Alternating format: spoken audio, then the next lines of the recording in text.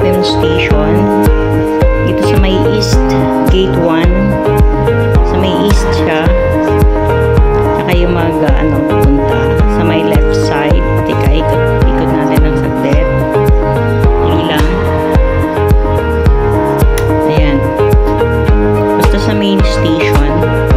Sa may gate, sa East Gate 1. Sa labas lang siya guys.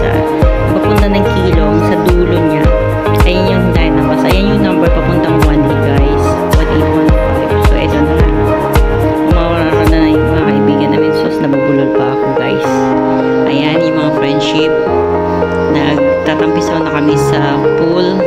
May parang jacuzzi siya dyan guys. May pinipress sa likod para yung para siyang bumubula-bula.